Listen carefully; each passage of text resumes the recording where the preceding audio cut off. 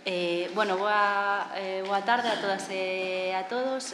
Preséntome, son Tamara Montero, son xornalista, vou ser un pouco a moderadora desta mesa política, deste final de xornada. Pensaba esta mañá, mentre escoitaba as intervencións da mañá, fixose unha especie como de diferenciación entre máis a parte académica ou a máis a parte teórica ou legislativa no seu momento na transición e a parte máis práctica, que é a de cultura democrática, a de facer democracia. Creo que nos vimos a isto segundo, a facer un pouco de democracia. Vamos falar un pouco de todos eses relatos da transición, vamos falar tamén de fontes, de xestión de toda esa memoria e de como recuperar, divulgar e sacar e sobre todo debater en termos de tranquilidade sobre un período histórico que eu creo que sigue moi en vigor no discurso político e no discurso mediático. Acompáñanme esta tarde tres deputados do Parlamento Galego, os tres da Comisión de Cultura. Vamos ir presentando. A miña dereita está José Luis Ferro Iglesias, que é deputado polo Grupo Popular no Parlamento de Galicia na 11ª legislatura, pola provincia de Ourense, licenciado en Ciencias da Relixión pola Universidade de Navarra, docente de Educación Primaria e profesor de Formación Vial. Foi concelleiro de Cultura do Concello de Celanova entre 2011 e 2012. Nese último ano accedeu á alcaldía e ali estivo ata o ano 2019. Foi tamén presidente local do PP de Celanova dende 2013 ata o ano 2021. Foi vogal da Comisión de Cultura da Federación Española de Municipios e Provincias entre 2015 e 2019, vogal na FEGAMP. Na actualidade é voceiro da área de patrimonio da Comisión de Educación e Cultura do Parlamento de Galicia.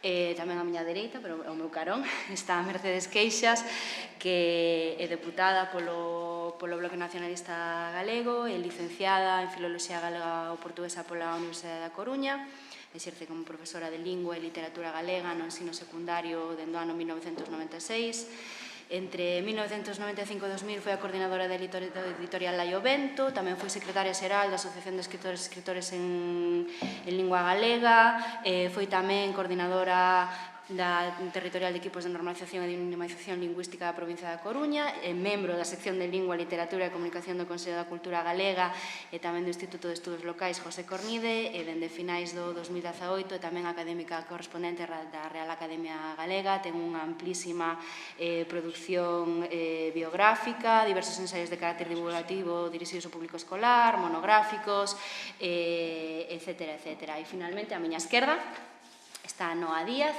que é licenciada en xornalismo pola USC, en Publicidade e Relacións Públicas pola Universidade de Vigo. Dende 1995 é xornalista no Gabinete de Comunicación da Universidade de Santiago. Formou parte da Executiva Nacional Galega do PSDG, fronte da Secretaría Xeral de Cultura. En 2019 foi elixida concelleira en Santiago, desempeñou responsabilidades de Educación, Igualdade, Política Lingüística e Mocidade ata o ano 2020, cando pasou a ser deputada do Parlamento de Galicia como voceira polo PSDG de Cultura, Igualdade e Política Lingüística. Tamén forma parte da Comisión de Control da CRTVG e da Comisión non permanente de Muller e é membro compañeira da Asociación Feminista Xornalistas, é socia do Colexio Profesional de Xornalistas dende o seu inicio e ademais coordinou o libro A esforzada conquista da autonomía 1979-1981 de Ceferino Díaz. Despois das presentacións, se vos parece, imos xa directamente o grande a cuestión.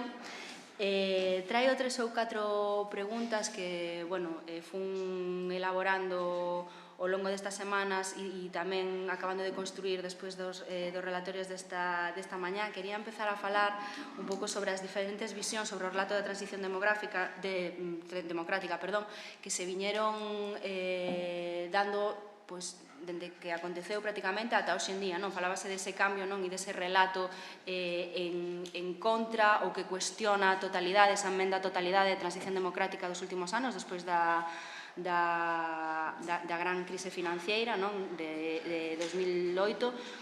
A primeira pregunta que tiña, sobre todo porque eu son dunha xeración, son desa xeración que o profesor Núñez Seixas chamaba os netos e o profesor Antonio Rivera falaba dos jazz, os jóvenes aunque sobradamente preparados, os primeiros que efectivamente nacemos e medramos en democracia nun estado do benestar. Entón eu vivín moitísimas versións desa transición democrática, pero nunca elaborei a miña propia, non? Porque para min é un pouco allea xa, porque xa non vivín nada disso, viviron nas xeracións anteriores.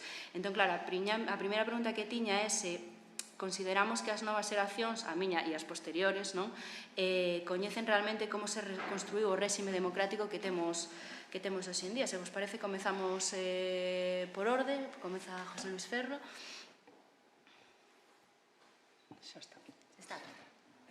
Boa tarde a todos. En primer lugar, agradecer, como é lóxico, os organizadores desta mesa, coloquio, deste encontro, estes actos para seguir pondo en valor a transición, un dos momentos históricos máis importantes que polo que herdamos a situación actual, mellor ou peor, saiu deso. Tamén o Consello da Cultura, porque sempre está mostrando a sensibilidade co Parlamento de Galicia. De feito, aquí estamos os 3 diputados deste Parlamento por seguir contando connosco, en definitiva, co poder legislativo. Pedir disculpas de antemán porque non son historiador, comentaba a compañeira Mercedes que aquí tiñan que vir máis os de memoria histórica, pero, eu tratarei de dar o meu humilde enfoque e tratar de ser o máis claro posible. Falaba do Parlamento, o Parlamento que é a primeira institución do noso autogoberno, que, lóxicamente, nace dese momento histórico, nace da democracia, nace da Constitución e nace do Estatuto de Autonomía. Precisamente, o venres pasado, eu que son da provincia de Ourense, como decía a moderadora, celebramos un acto bonito onde se nomeou a fillo predilecto da provincia de Ourense a José Quiroga Suárez, que foi un dos primeiros presidentes da Xunta de Galicia, lá entre os anos 1979 e 1982, que foi o momento histórico, a época, onde se redacta o Estatuto, o noso Estatuto de Autonomía, e onde el mismo se traslada a Madrid, ao Senado, para defender exactamente ese texto. Como el decía naquel momento, en moitos documentación e artigos que posemos del, lóxicamente foi un momento complicado. A guerra civil estaba moi presente, habían pasado 40 anos de ditadura, pero había un motivo máis para tela en conta, pero, lóxicamente, o que tiña claro todo o mundo é que non se debía, nin se quería volver atrás. Polo tanto, creo que a transición supuxo un gran cambio político e social. Foi un feito histórico do que penso que debemos estar todos orgullosos, incluso os que non estábamos nese momento histórico. Creo que a transición asentou a nosa realidade autonómica de Galicia, o noso autogoberno. O Estatuto foi un gran logro, que, lóxicamente, non estaría exento de dificultades e de complicacións, pero o importante é que saiu adiante con máximo consenso posible. E os froitos creo que os temos a vista, non? Posemos hoxe en día un estado de confort, de benestar, de dereitos, de libertades, que débese a ese momento histórico. Desde ese momento, é certo que España, lóxicamente tamén Galicia, entrou no club selecto dos países máis avanzados naquel momento. Foi un momento complicado, como digo, pero creo que entre todos os personaxes e os partícipes daquel momento souperon estar á altura. Referente á pregunta de se as xeracións actuais teñen un coñecemento, non. Eu creo que, dentro do meu grupo, temos bastante claro que hai un descoñecemento bastante xeralizado das xeracións novas e das que non son tan novas. É unha cousa a valorar, a estudiar e a tratar de revertir. Por iso estes encontros creo que son fundamentales para para conquerir ese obxectivo de cara ao futuro.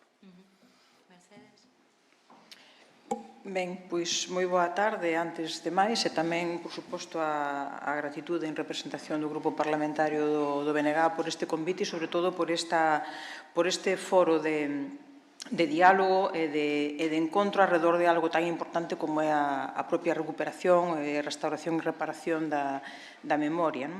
Falar de memoria, debater alrededor da reconstrucción da memoria en xeral e deste tempo en particular como é a transición democrática e, desde logo, partir de un traballo de reparación a nivel colectivo, non individual, onde o piar fundamental é algo que entendemos que é básico, como é a conciencia cívica, pensar na reconstrucción para o ben sempre do colectivo. E ese cuidado, ese cultivo da conciencia cívica, desde logo entendemos que é a mellor vacina contra o silencio, que é o que nunca debe presidir unha democracia digna de tal nome, porque o único camiño entón que nos queda volve a ser outra vez o da desmemoria, e ese é efectivamente no que nunca debemos caer. En canto á pregunta que nos formulabas, Tamara, un pouco sobre esa vinculación co relato alrededor da transición e o coñecemento das novas xeracións, eu tamén creo que hai un déficit de coñecemento social bastante xeralizado, bastante extenso, aínda que, como acabamos de ver na intervención anterior, afortunadamente hai unha rede de anonimato, digamos, que efectivamente está por recuperar, por reconstruir e por seguramente tamén matizar esta aseveración. En calquera caso, o que sí se percibe que tamén até agora, e eu tamén falo aquí dende a perspectiva dos meus propios anos, eu nací no ano 68, o que hai é unha lectura, digamos, parcial, de parte, condicionada, distorsionada, limitada, edulcorada, e que moitas veces incluso xerou unha tensión que igual tamén fixo que parte desa sociedade se desvinculase un pouco do coñecemento profundo da cuestión e do propio tempo. É dicir, temos aínda un relato pendente de completar, de complementar, de construir, de construir e reconstruir tamén. Pero eu creo que a propia palabra transición, o acceso o máis plural, o máis diverso posible á documentación e aos arquivos, hai que deconstruir e reconstruir.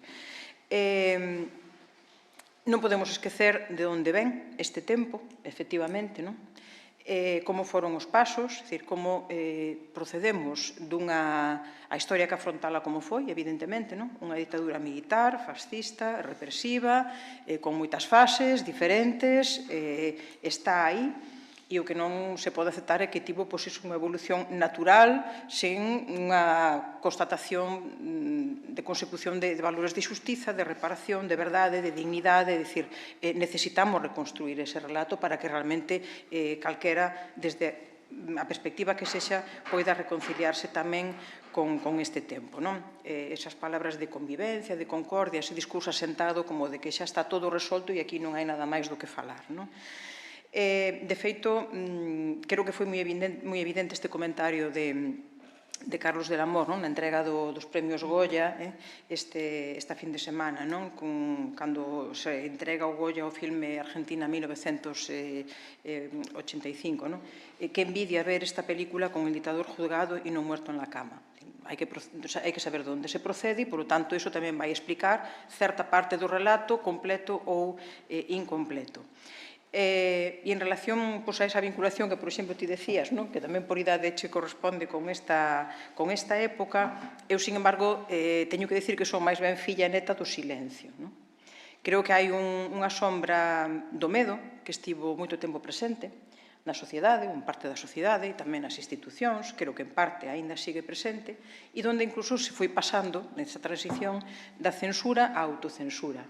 Eu souben primeiro da guerra por os libros de texto, que non pola miña familia. No momento en que souben que os meus dous avós participaron moi directamente na guerra, quedei así un pouco descolocada, porque pensei que era unha cousa de libros, de lonxe, de chapar, facer un exame, aprobar e punto, pero non, a partir de aí logo empecé a entender a contextualización histórica de outra maneira. Por que?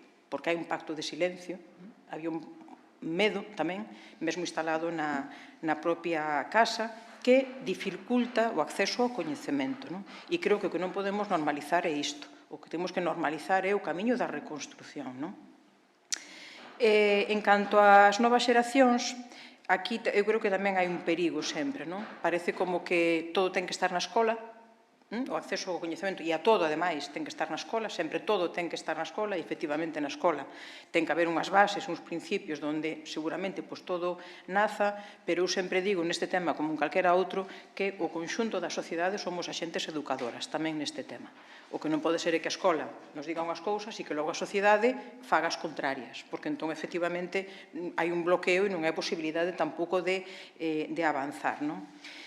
E isto vémolo, preguntei de feito a mocidade, porque agora estou un pouco xa máis desfasada do currículum de Historia, e efectivamente, claro, me dicían, home, si dase, algo aí en segundo de bacharelato apuradamente, porque xa sabemos que segundo de bacharelato é correr para preparar aqueles modelos da Sabao, Entón, home, facíanos falta un pouco máis de profundidade e de análise crítica tamén do que é ese relato ou dos varios posibles relatos. Polo tanto, eu creo que efectivamente non hai un coñecemento exhaustivo, creo que non houbo nunca, creo que é unha materia que temos pendente, creo que este tipo de proxectos son fundamentais, evidentemente, para ese proceso de reparación, pero que non podemos tamén é iso, estar educando con unha serie de contidos e que logo a sociedade vaya por outro lado, que os medios de comunicación alenten discursos de odio, que nazan partidos políticos supostamente democráticos que neguen absolutamente todos os principios e valores democráticos, é dicir, que se representa unha involución tan grande, ou que vivas nunha rúa con un nome dunha persoa claramente representante do fascismo e da ditadura, por exemplo. É dicir, creo que temos aínda moito que avanzar para que ese relato sexa o máis honesto posible e que, sobre todo, coloque en riba da mesa iso, a verdade, a reparación, a dignidade e a honra. E xa para ir rematando esta primeira parte, eu creo que cando digo que todos temos parte, todos facemos parte deste proceso de reconstrucción tamén deste tempo, eu creo que hai exemplos no presente que nos lo poñen en evidencia. É dicir, todo o proceso vinculado, por exemplo, ao Pazo de Meirás, onde vimos que, afortunadamente, esa movilización social, esa persistencia, creo que tivo un valor moi salientable. A iso me refería ao principio, esa conciencia cívica que é a que está pulando sempre, porque de verdade o relato se deconstrúa e se reconstrúa da forma máis aberta e plural posible, ou como seguimos aínda tamén con un proceso aí aberto e que nos acaba de pechar, por exemplo, coa Casa Cornide. Nós no noso grupo, en novembro de 2020, defendemos no Parlamento a necesidade de incoar BIC para asegurar ese procedemento de protección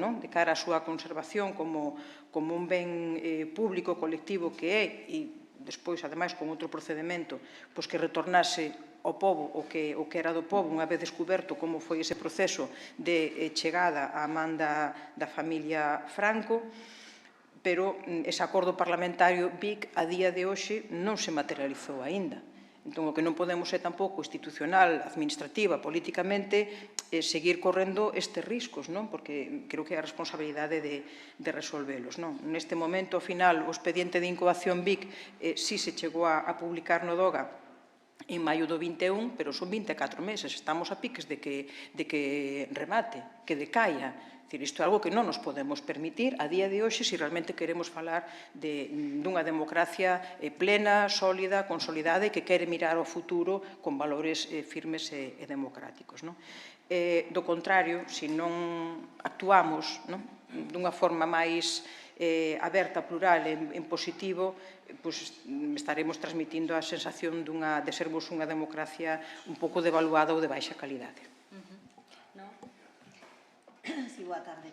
Sumo tamén os agradecementos da miña compañera e do meu compañeiro por participar nestas xornadas, porque o Consello da Cultura Galega efectivamente sempre conta con nos, interesa, e eu entendo, non por nos os tres, senón as tres, senón pola importancia que ten que ten os partidos políticos con representación no Parlamento debemos estar aquí, non? Eu tamén teño que facer un matiz de que quizáis hoxe tiña que estar máis os voceiros de memoria que os temos no Parlamento tamén, ou as voceiras que nós, pero estou encantadísima porque máis persoalmente esta é unha materia que, bueno, me toca moi de preto e ademais me gusta, non? Vou ir xa directa á pregunta. Si consideramos que as novas xeracións coñecen como se construín o réxime que temos, e eu, cando respondía, cando xa sabíamos un pouco por onde ia este debate, entendo que non coñecen, pero tampouco coñecíamos nós. Eu nacín un pouco despois de Mercedes, un ano antes de que Franco morrese, o que quere dicir que tamén me tocou esa transición, máis tardía, é certo, pero tampouco nos coñecíamos. Antes dicía bendito Emilio Grandío que non puiden asistir ás xornadas esta mañá porque estaba traballando noutra cuestión, pero que esta mañá como que se marcaban dous períodos na transición, a partir da crise de 2008 e antes. Pero sí que é interesante quizáis a perspectiva de que a memoria da transición, a lectura desta transición das primeiras etapas foron feitas por persoeiros ilustres, non?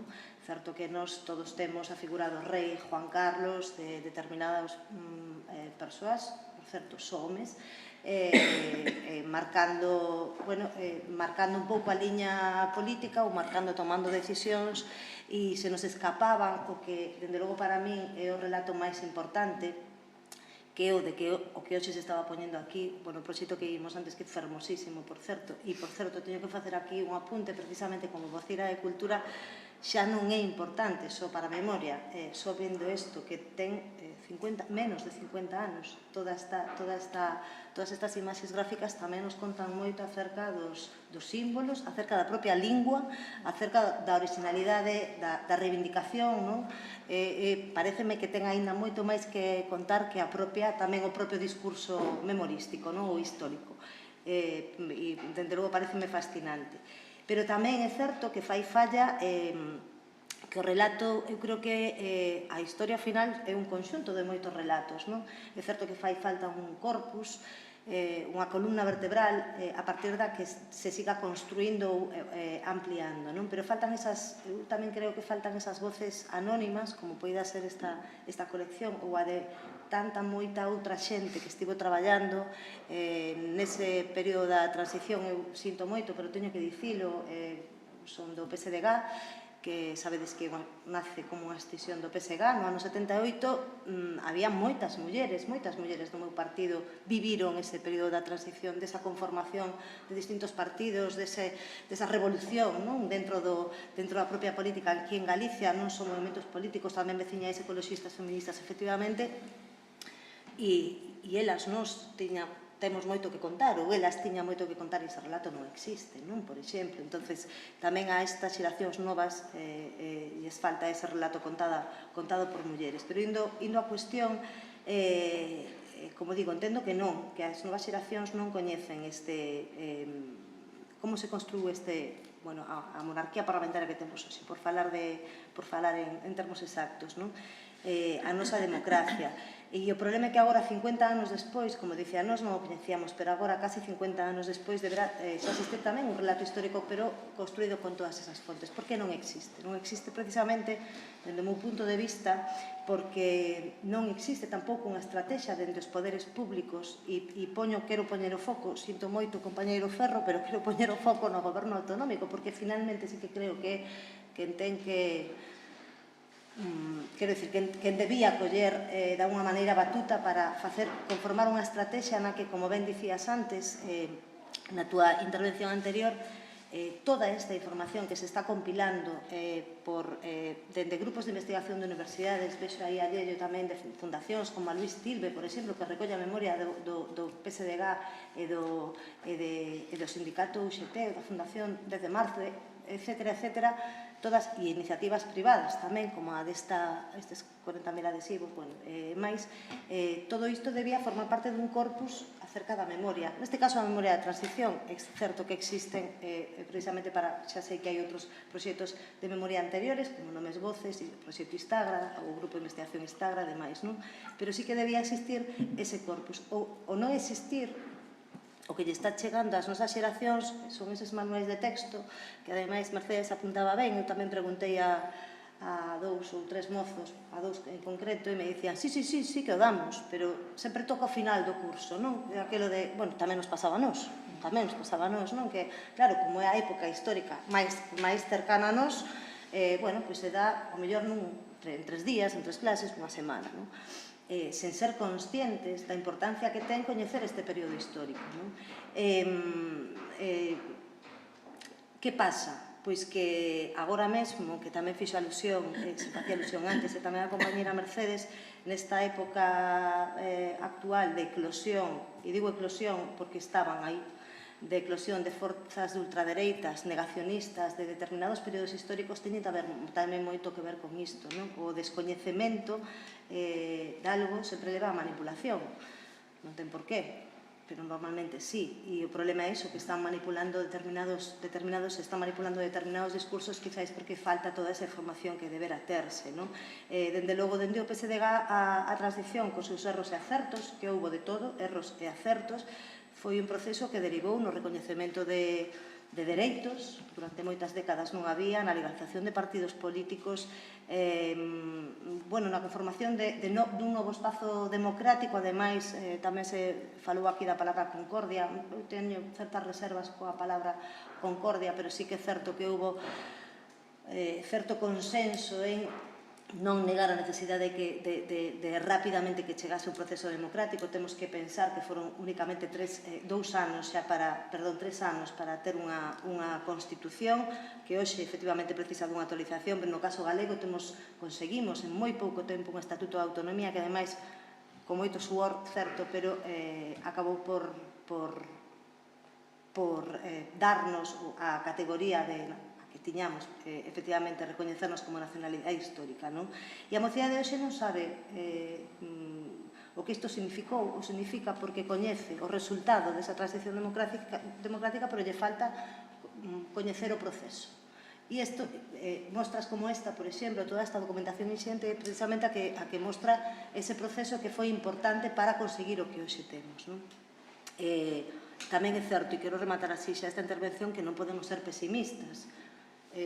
Esta xeración como a miña, que nacimos tamén cun discurso moito máis casi único que o que se pode ter agora, somos profundamente demócratas, e eu estou segurísima de que estas forzas, como digo, que están eclosionando, en algún momento van volver ao ovo, e ten que ser así. Podemos nos máis, precisamente porque tamén temos máis memoria, non? Pero sí que é certo que debemos poñer no foco a necesidade de que a mocidade coñeza ben toda a nosa historia, e, bueno, despois falaremos máis, pero sobre todo eses pequenos relatos tamén que dan conta de como foi o proceso, non tanto de como foi o resultado. Pareceme interesante que haxa un acordo sobre esa falta de transmisión da memoria ás novas xeracións. Eu falabas eso do currículum da asignatura da materia de Historia de España, que eu xa son de bachareleta.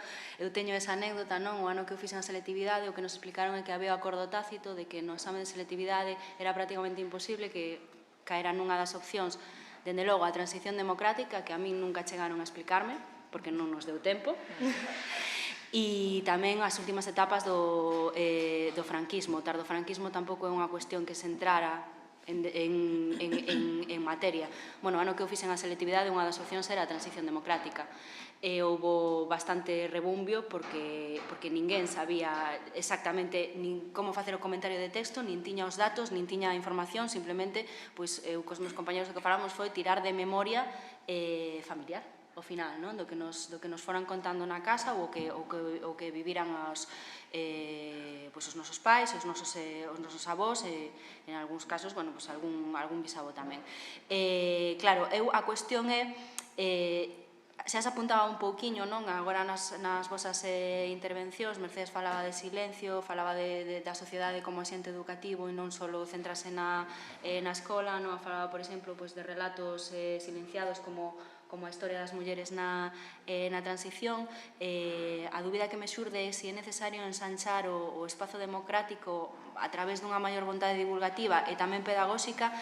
Que se bota en falta nese relato, que xa se apuntou máis ou menos un pouco algunhas fallas, non? Algúns socos que hai ainda no relato da transición e, sobre todo, e facendo referencia tamén a esta última presentación, a este fondo que se presentou hoxe, como habería que apoiar a preservación de todo ese patrimonio da transición que aínda non se recolleu ou non se sistematizou para trasladalo ás novas xeracións. Se os parece, facemos o camiño contrario. Empezamos por Noa e vamos cara a miña dereita. Entón, se vou aburrir, pero bueno. Si, era, bueno, con respecto a estas tres preguntas, a primeira, a vontade divulgativa e pedagóxica é evidente,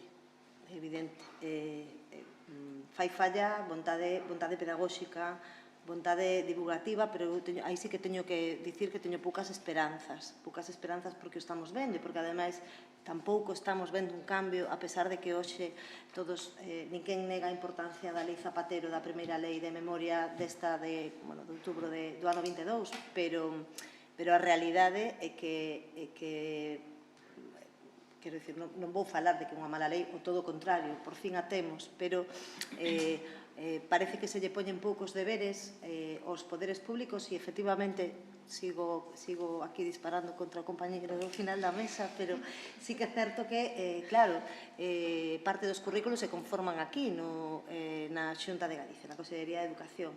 Moitas das actividades tamén, hai que ter vontade para iso, hai que lembrar, porque hai que lembrar que unha vez aprobada unha lei, aquí nos orzamentos da Xunta para este ano hai 0 euros para a memoria democrática, non hai nada destinado. As accións que se destinan son ou ben das diputacións, que sí que é certo que hai que recoñecerlo, están facendo un bo esforzo sobre este tema, e despois os concellos, lamentablemente, non se lle pode pedir demasiado porque, todo hai que dicirlo, non contan con recursos suficientes. Poderían facer máis, sempre poden facer máis, pero sí que é certo que quen podería dispor disto para que esa vontade pedagóxica se converta en compromiso debería ser o goberno. Quizáis tamén pode ser porque determinada dereita non quere que agromen como relatos ou discursos, relatos máis ben, non incómodos, que quizáis descubran momentos da nosa historia, porque do que cada un de nós, ou nós tamén como organizacións ou como colectivos, nos temos que avergoñar, non? Ou hai que recoñecelo. Noutros países tamén se fixo, se recoñece, non pasa absolutamente nada. De todas formas, para que haxa vontade pedagóxica ten que haber un proxecto. Para que haxa un proxecto ten que haber recursos, e eses recursos, se non chegan, é imposible conformar ese corpus sobre a transición, ese corpus documental sobre a transición que eu poño foco ali, porque non hai estrategia, entón é imposible, e ao final, como digo, temos que fiarnos só dese voluntarismo de determinados particulares, de fundacións privadas, de grupos de universidade que hai un perigo, porque, como digo, para esa vontade, a esa necesidade de pedagogía, é necesario que haxa unha continuidade sempre sobre isto, ese voluntarismo ou ese esforzo que están facendo moitas iniciativas como as fundacións, por exemplo, teño aí diante estou pensando na Tilbe, pero claro, dependen sempre de subvencións anuais, de casi tremendo no mes de novembro, por si ao final en xaneiro non temos máis para cando chegan eses bolseiros que chegan para un proxecto que únicamente chegan para 2-3 meses, a situación dos arquivos como están. Entonces, claro, como vontade pedagóxica toda, pero para iso previamente ten que haber moitos recursos que non existen. Vou rápido. Que discurso, que relato falta? Xa o dixe. Falta o relato das mulleres, dende o meu punto de vista falta ese relato, falta a xestión documental con perspectiva de xénero. Isto non o digo eu, no PSDG xa presentamos eu mesma iniciativas a este respecto para que se introduza A perspectiva de xénero nos arquivos, na práctica arquivística, na xestión documental, non existe. Entón, se non existe, as mulleres non existimos. Sería necesario, aquí que hai xente de grupos de investigación, sí que hai certo que hai proxectos que se están tratando, que isto non é unha crítica a todos, pero, bueno, sí falta o noso relato, non? E a última pregunta, a preservación do patrimonio, pois pasa por, como digo, maior compromiso por parte dos gobernos, pero sobre todo dos autonómicos e do estatal, non porque estea gobernando o meu partido PSDG, PSDG-PSOE, é certo, pero sí que dentro do goberno do Estado, do goberno de coalición, no que tamén está o meu partido, sí que se están destinando recursos e fondos para a recuperación da memoria, pero non está pasando aquí, como digo, por parte do goberno, non? Claro, desta maneira que temos estruturas, moitas estruturas válidas que están traballando, sobre todo nas universidades tamén, pero hai pouco apoio institucional. E se hai pouco apoio institucional, bueno, preservar vai ser bastante complicado, non? E unha última cousa acerca desa vontade pedagóxica ou desa necesidade de que haxa pedagogía e divulgación do proxecto. Unha vez que se un día se consigue que exista unha estrategia para que haxa ese corpus acerca historiográfico, documental, acerca da nosa transición aquí no noso país, é certo que fai falta moita pedagogía e concordo con Mercedes en que nas escolas, certo, fan falla manuais educativos, bons manuais educativos que coloquen, que situen este período histórico da nosa historia recente no centro, pero tamén é certo que hai que educar a sociedade. E eu creo que iso é importante porque creo que todos somos axentes educadores efectivamente e todos temos tamén que ter un pouco de conciencia, non? E para que haxa conciencia, que ven da crítica ou da autocrítica, tamén da período de reflexión fai falla tamén ter coñecemento, non? Entón, ao final é todo un peixe que vai mordendo a cola, pero efectivamente o que si fai falta é eso, moita pedagogía non só nas escolas, senón tamén a través destas xornadas, deses proxectos e demais, pero probablemente isto tampouco chegue. Quero dicir, nesa estrategia que creemos no PSDG que é importante, deberá tamén pensarse moito como poñer despois en valor unha cousa e conformar ese corpus e despois como poñelo en valor, que casi é o paso máis importante despois. Mercedes? Sí, bueno, eu creo que é moito máis difícil, precisa moito máis recursos e incluso pode ser hasta moito máis custoso educar unha sociedade en democracia que non, desde logo, nunha ditadura, non? E tamén precisa moito maior rigor e compromiso colectivo, non? Por iso sempre insisto en que todos temos unha parte de responsabilidade, non? Na súa xusta medida. Educar en valores democráticos é algo que hai que facer continuamente, que hai que facer todos os días e que, ademais, hai que enfocalo con ferramentas, con focaxes tamén novidosas. Non nos valen as formas de antes, porque tampouco son os métodos de antes, non? De feito, o Emilio comentaba ao principio, non? É imprescindible, non? Educar para ser capaz de recoñecer, desde esa perspectiva de análise crítica, que é o que nos dá sempre o acceso á diversidade, neste caso documental, non? Pero recoñecer todos eses códigos performáticos, digamos, de camuflaxe que usan os discursos antidemocráticos. E hoxe en día estámoslo vendo. Hai moita xente que non está sendo consciente de algúns discursos que son claramente antidemocráticos, non? E non se dan conta, porque están camuflados nunha pátina de modernidade, de guai, de festa, de inocencia, que son altamente perigosos, porque, evidentemente, esos discursos antidemocráticos ou fascistas claramente teñen que buscar a maneira de canalizarse nas sociedades con ferramentas e con roupaxes novas, non? Por iso, a min me asusta tantísimo a devaluación dunha palabra como é a liberdade, que últimamente sabemos que está absolutamente devaluada, por non decir prostituída directamente. Asústame tantísimo a difusión que se fai destes discursos desde os medios de comunicación, que aparentemente son normais, modélicos, hasta diversos e tolerantes, non? Ou, evidentemente, todo o que acontece alrededor das redes sociais, non? Que é un espazo de camuflaxe de discursos que son claramente nocivos, intolerantes e fascistas mesmo, non? Por lo tanto, temos que estar sempre preparadas para ter o argumentario adecuado para dar resposta a algo que aparentemente é outra cousa do que di ser, non? Eu creo que, sobre todo, que temos que ter en conta é que estamos ante un dereito fundamental que é o dereito á verdade, o dereito á verdade e o dereito á reparación da memoria, e iso é o que debe prevalecer por riba de todo. É dicir, falamos de dereitos humanos. Por lo tanto, creo que unha sociedade o ten que tomar en serio e a nivel tamén de responsabilidades de goberno tamén o hai que tomar en serio. Dereitos humanos, é do que se está a falar.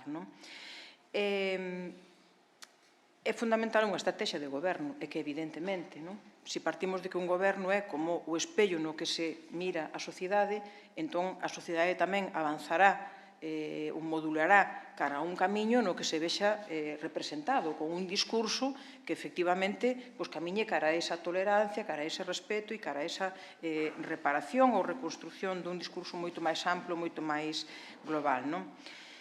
Por lo tanto, entendemos que é fundamental que haxa unha política transversal na acción dun goberno. Nós, desde logo, non a percibimos tampouco.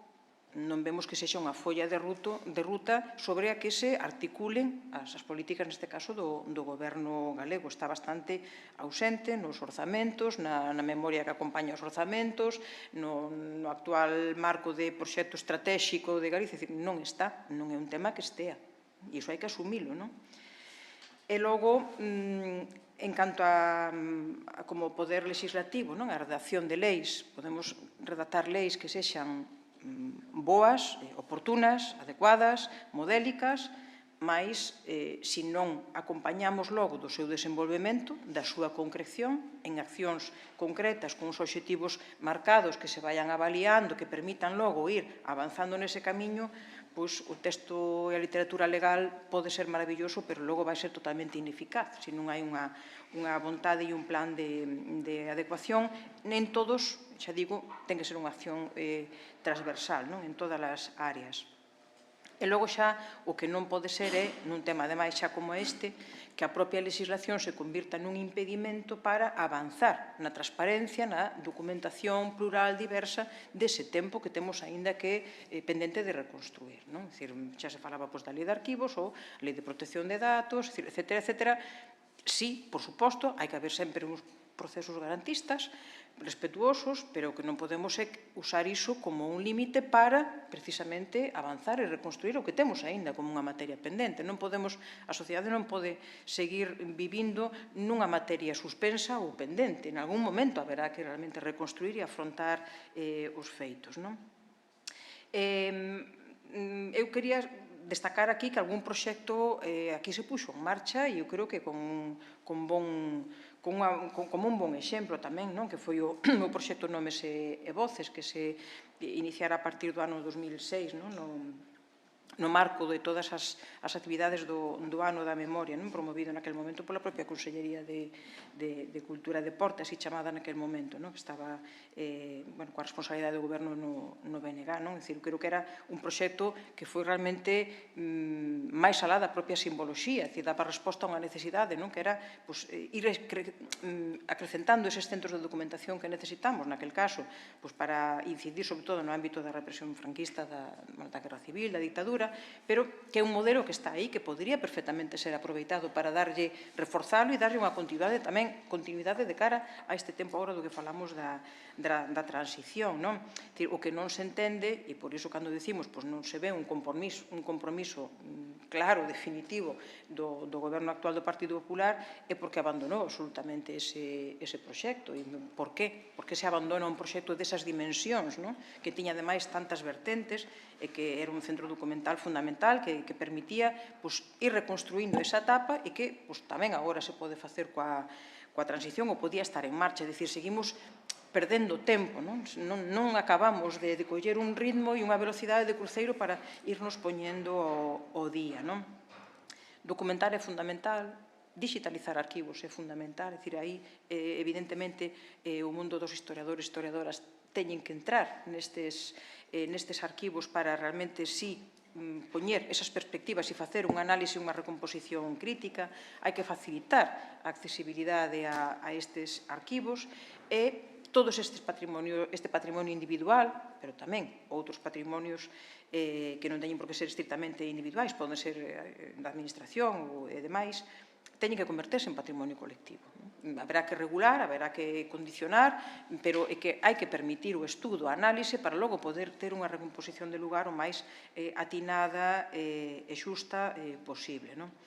Desde logo, eu creo que o que falta é precisamente esa pluralidade documental que é necesaria para deconstruir e reconstruir todos os discursos e a partir de aí ilo canalizando nas diferentes áreas de coñecemento da sociedade. Bueno, José Luis, tes a oportunidade aí de disparar de volta, non? Moitas gracias. Bueno, para apuntalar a memoria, inevitablemente, hai que tratar de apuntalar tamén o moito patrimonio do que falastes ao longo deste encontro, do moito patrimonio que temos da transición. Temos leis da época, temos a reforma política de 1976 que apuntalou un pouco as bases para que houbera unhas eleccións libres, legalizou os partidos, tamén asentou as bases para a Constitución e para o Estatuto de Autonomía. Temos moita documentación en arquivos, cartas, diarios de políticos, os cartéis dos que falabades ao final da intervención Emilio, e, por suposto, a memoria oral tan importante das persoas que viviron e sufriron ese momento histórico, pois a través desa transición a pé da rúa, pois tamén é un proxecto importante. E creo que todo este patrimonio, pois, como decía Mercedes, sí que hai que coidalo, hai que catalogalo, hai que digitalizalo, hai que ponlo en valor e facelo accesible a todas as xeracións, sobre todo as xeracións futuras. Eu creo que é unha maneira, un modo de apuntalar a memoria, seguir facendo actos divulgativos, tamén é importante. Eu tamén quero destacar que o celebramos ali no Parlamento o 40 aniversario do Estatuto de Autonomía, pois tamén foi un motivo para revisar a época da transición, o momento en que nace o noso Estatuto. Pero tamén é certo que creo que revisar o pasado cos ollos do presente sempre a veces tende a simplificar os feitos históricos. Hai que ter en conta eso, é importante ver todos os relatos da transición, pero sin perder de vista esa revisión que poida simplificar os feitos históricos. O relato ten que ser totalmente obxectivo e, sobre todo, contextualizado históricamente. Todo evoluciona na vida. Eu, cando os nosos pais, cando somos nenos, nos din unha cousa, non facemos caso, non nos damos conta de que nos están dicindo o mellor para nós, e despois, cando medramos, dámonos conta do que había, porque non estábamos nunha sintonía xeracional cos nosos pais, non estábamos na mesma contextualización. Creo que debemos seguir, sobre todo, pondo en valor o proceso da transición como unha reconciliación nacional, que foi o que foi. Creo que incluso fomos exemplo para outros países, así o dicen varios historiadores, algún norteamericano e de outros países. E, por suposto, as miñas compañeras saben que son unha persoa de encaixe, e, sobre todo, cando as cousas se me dicen con cariño, e sí que tomo o guante, e sí que trataremos de que o goberno galego, a través de xa unha partida orzamentaria, trate de iniciar accións para promover esa investigación e ese relato de todas as posibilidades e de todas as voces sobre a transición que temos a día de hoxe encima da mesa. Bueno, xa saliu tamén a debate esta cuestión, que é 50 anos despois dese proceso de transición cara ao réxime democrático. Bueno, estamos nunha sociedade que ten mudado moito, non só a galega, sino tamén a española, incluso a nivel mundial cambiaron moitas cousas. Estamos inmersos nun momento, eu creo que de crise de valores democráticos nas sociedades occidentais. Falábase eso da chegada da legitimación parlamentaria de discursos de odio, de negacionismo dos valores democráticos, etc. como se pode afrontar esta crise de valores na vosa opinión? E despois, por outra banda, non, falábamos desa emenda a totalidade do discurso da transición que se deu no ano, arredor, a partir do ano 2008, como se debe afrontar tamén o paso do tempo de certos actores fundamentais nese relato sobre a transición e nese debir dos acontecementos da transición, fundamentalmente o ese rei emérito, Juan Carlos I, que tuvo un papel preeminente no relato. Só hai que lembrar o golpe de Estado de febreiro de 81, como habería que afrontar esa revisión do papel de certos actores preeminentes e, sobre todo, esa crise de valores democráticos na que estamos inmersos, que non é cuestión só española, sino que se ve tamén noutras democracias occidentais o que está acontecendo. Sempre, últimamente, repítase moito esta frase de what a time to be alive, que estamos vendo cousas que vimos que nunca chegarían ou que parecían moi afastadas ou incluso de distopía ou de series. Che parece, Mercedes? Comezas ti agora? Sí, bueno, eu creo que temos que partir de que o mínimo que nos deberamos de autoexixir é traballar desde a honestidade. Creo que hai que ser honestas e creo que hai que afrontar a historia como foi e non caer en discursos e en relatos que eu creo que son un pouco simplistas ou condicionados, cando menos, non? É dicir que un proceso de reconciliación nacional, porque é o que foi, creo que non axuda. Creo que non axuda. Creo que é unha sentenza que realmente non axuda a sentarse e a empezar a revisar as cuestións, non? Revisar o pasado cos ollos de presente, non, pero a maneira de evitar iso precisamente é accedendo aos arquivos, accedendo á documentación para poder facer unha lectura de análise comparada, contrastada e a partir de aí sacar conclusións. E incluso por varias vías, para ver se as conclusións coinciden ou non coinciden. Complementemos entón as valoracións, pero contrastadas, é dicir, traballar sempre dende a epistemoloxía, etcétera, etcétera.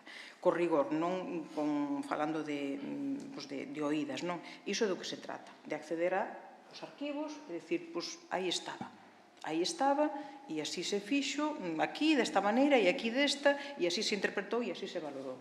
Entón, creo que canta maior obxectividade, canta maior luz se poña o proceso, efectivamente estaremos en transición, é dicir, estaremos avanzando e reelaborando todo aquilo que sexa preciso, sin partir xa de sentenzas preconcebidas de isto xa foi unha reconciliación nacional e aquí non hai nada máis que falar, porque sabemos que non é certo, que queda aínda moita reparación, moita restitución de memorias, de honor, de dignidade de moitísimas persoas e de moitísimos colectivos aínda. Non está pechado este proceso. Entón, actuando desde a honestidade, eu creo que garantindo o acceso ao coñecemento e socializando o coñecemento. Creo que son fórmulas que son totalmente válidas para calquera outra área e que para esta tamén deberían ser o punto de partida e as claves tamén para traballar e educar en principios e en valores democráticos. Eu creo que a sociedade se compromete coa democracia e cos valores democráticos se é educada neles, da forma máis coherente e honesta posible. Creo que iso é fundamental. Claro, agora pasan cousas que nunca pareceu que fosen pasar. Bueno, nunca apareceu porque sempre estiveron ben blindadas para que non pasasen tamén antes. Entón, aquí temos que ter en conta tamén que ás veces houbo connivencia para que certas cousas fosen así, dende todas as institucións, dende o ámbito xurídico, dende o ámbito da política, o do ámbito da economía. É dicir, realmente, igual é que houbo moitos intereses creados en que as cousas non fosen de outra maneira, e que a transición efectivamente tivese un único relato parcial e donde non houvese nada máis que discutir, é dicir, realmente imposto. Entón, claro, agora vemos cousas como este absoluto bochorno do rei emérito. Ben, é o que hai, é o que se recolle, é o que se sementa e é o que se recolle. E o que hai que demostrar agora é que a sociedade, efectivamente, desde unha perspectiva verdadeiramente democrática, está preparada para dar resposta a iso. E saber onde quere marcar os límites e onde non. O que está disposta a permitir e o que non. Ou o que está disposta tamén a exixir que se aclare. Eu creo que aí agora é que nos toca a nos dar tamén os síntomas de madurez. democrática, non? E logo, claro, transición, que tamén pasaron moitas cosas, tamén podemos falar, por exemplo, de quen foi presidente da Xunta tantos anos, como o señor Fraga, non? Viña de onde viña tamén. E tamén haberá que explicar entón algunhas cuestións, non? Non te podes levantar un día como membro representante dunha ditadura e despertar todo o día seguinte acordar sendo o principal adalid da democracia. Aquí algo pasa, entón, é que claro, esta transición ten moitas costuras e hai que ver, entón, como recosemos todo isto para que todo o mundo, insisto, teña o seu lugar, o seu xusto lugar, e que, efectivamente, ese discurso sexa plural. Eu creo que vai ser saúde democrática para todo o mundo. Saúde democrática para todo o mundo, que non pode seguir aínda ninguén con un peso de sobrepotencia por riba do outro, ninguén excluído do seu lugar. Cada quen tivo o seu papel e hai que asumilo e hai que reconstruílo así. E entón eu creo que así daremos de verdade probas de que somos unha sociedade madura, maior de idade, que sabemos de onde vimos, que temos un pretérito imperfecto, pero que non estamos dispostas a asumir vivir sempre nun futuro condicionado. Nin por silencios, nin por medos, nin por autocensuras, nin porque alguén diga que isto ten que ser así e non se dá outra vuelta. Eu creo que a partir do coñecemento, da documentación, da análise, do diálogo, do debate, chegase a todo tipo de consensos e podemos reconstruir un relato, insisto, no que todo o mundo teña o seu espazo, porque tivo o seu tempo tamén. José Luis, volvo a ti. Sí.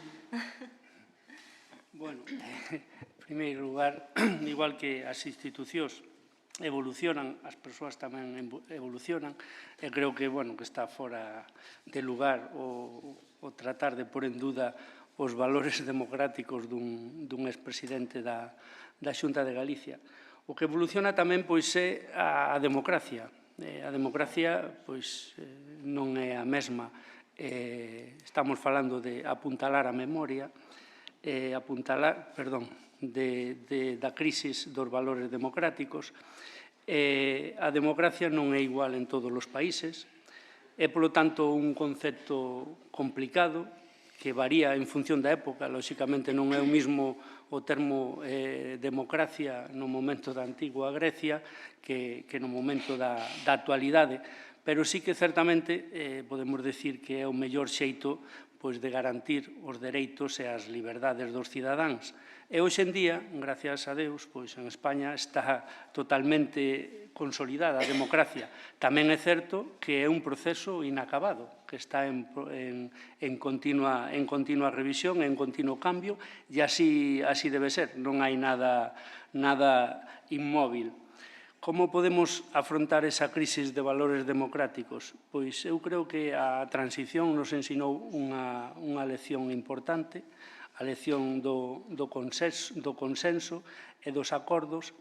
Tal vez sexa unha lección que hoxe, desgraciadamente, e isto é un pecado de todos os grupos políticos, estamos nunha vorágine constante de eleccións electorais con tanta frecuencia que creo que eso impide, a veces, os grandes acordos, por medo a obter ou perder réditos electorais. Deberíamos unirnos máis para evitar eso. Debemos, creo que, apostar por unha democracia máis participativa. O Parlamento Galego no ano 2015, eu todavía non estaba nel, pero aprobou a lei ILP, a de Iniciativa Legislativa Popular. Creo que é unha boa lei onde os cidadáns, cumplindo unha serie de requisitos, poden presentar unha serie de iniciativas ao Parlamento, ao Goberno, facerlle preguntas, etc. Creo que é unha medida positiva para involucrar máis na democracia a sociedade. Para afrontar o paso do tempo, creo que, independentemente de que algunhas figuras controvertidas na actualidade, naquel momento sí que xogaron un papel importante e trascendental para o momento histórico que vivía España naquela transición, independentemente do que sucedeu despois a nivel persoal, que eu non vou a defender, sino todo o contrario, a reprobar, sí que creo que nos falta unha gran homenaxe tamén a eses homes e mulleres que viviron nesa época, porque eran fortes, naceron nunha crise sistémica, naquel momento, cando naceron, tuveron a mala sorte, despois de sufrir unha brutal ditadura durante 40 anos, e a pesar de todo eso, donde o máis lóxico sería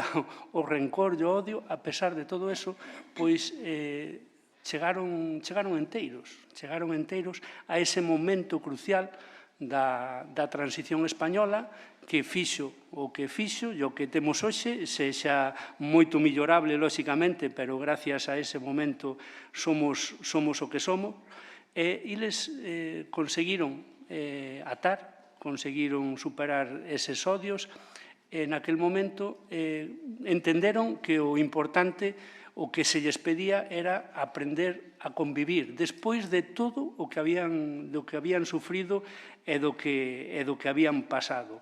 Entendían que había moitas diferencias entre todos os personaxes da transición, moitísimas, claro que as había, pero tamén entenderon que os obxectivos comuns eran moito máis fortes e moito máis importantes para non dar un paso atrás e continuar como ata o momento. Eu creo que a democracia é como un campo de fútbol, eu que son algo futbolero, non moito, donde estamos todos, todas as ideoloxías democráticas. E eu creo que aí xogamos e nos entendemos e nadie está fora de lugar. Todas as ideoloxías cabemos, todas as ideas cabemos. Na transición consolidouse precisamente eso, a democracia, e non creo que fose tampouco un pacto de élites, senón non frutificaría.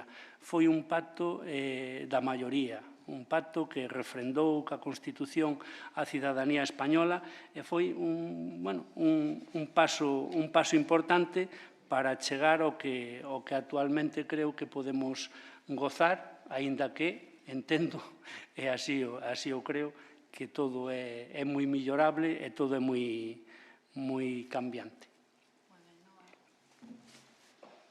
Sí, as dúas preguntas. A primeira, xa falamos, como afrontar a crise de valores?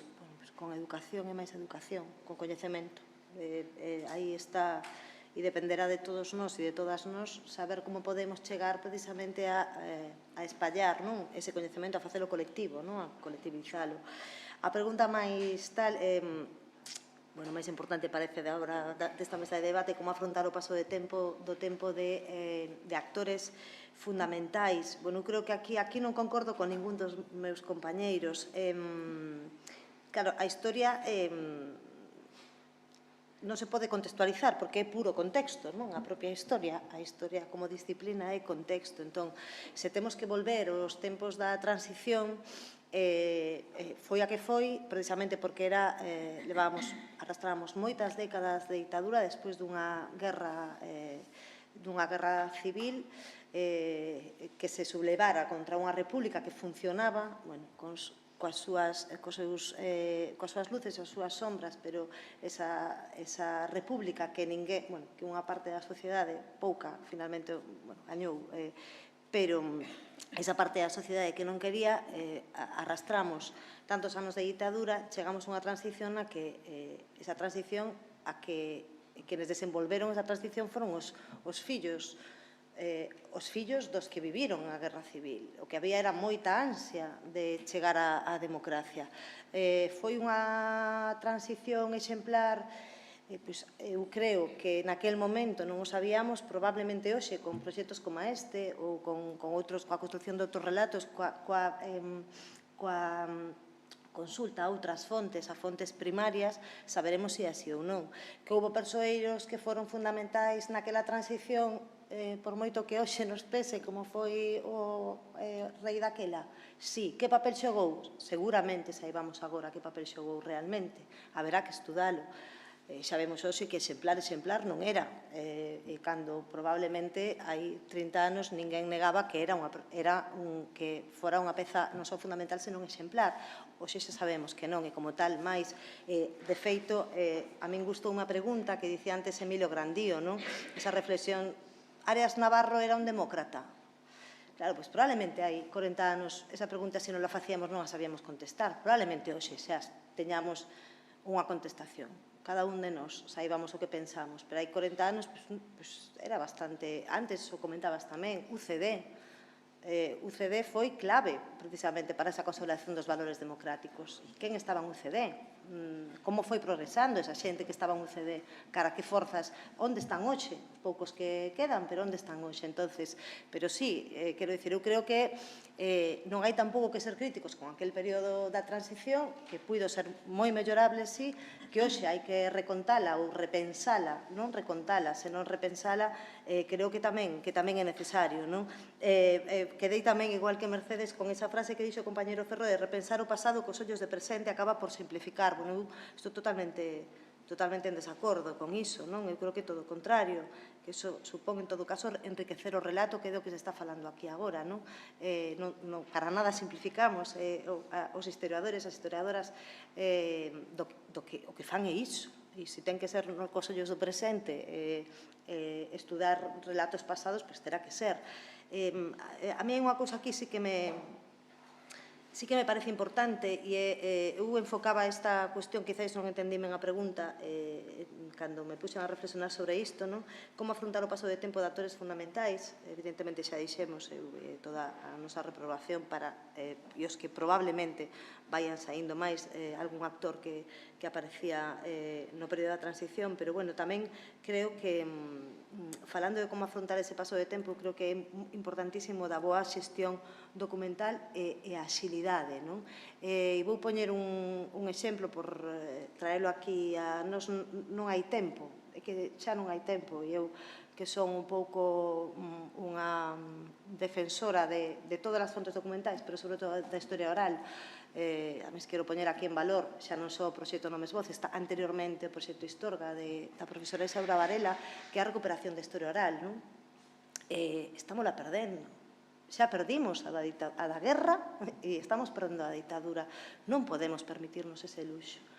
Porque non podemos, e o temos aquí, o sea, podemos facelo, podemos recuperalo, e a mí me parece terrible que todas esas fontes primarias se estean perdendo, se perden, porque evidentemente a xente morre, obviamente, pérdese porque aínda que esa oralidade se transmita en xeracións, nunca vai chegar a nós como foi ese discurso real, e tamén, e aquí quero poñer un pouco o foco por despistarme un pouco do tema, porque moita xente non sabe a quen contarllo ou onde depositar fontes documentais. E digo isto porque o venres pasado tiven a sorte de poder participar nun acto en memoria de 17 republicanos fusilados socialistas en Ordes, non?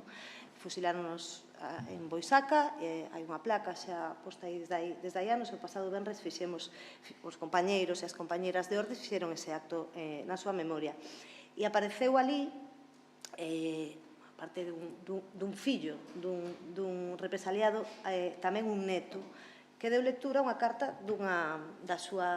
unha carta que lle escribira o seu avó, que fora fusilado, a súa irmá. Deu lectura da carta e eu despois falei con ele e digo, vaya documento, porque ademais, bueno, todo o contrario, en vez de ser emotiva a carta, o que lle dicía, animaba a irmá que seguise a loita del porque o triunfo da República e temos que gañarnos e tal, e eu pensaba, naquel momento, non? Que era como a todas as cartas que lees que bueno, que se despiden da familia, coida de... Esta é simplemente unha carta absolutamente política, saber tamén a implicación que tiña a irmá naquel momento, non era, foi en febreiro do ano 37.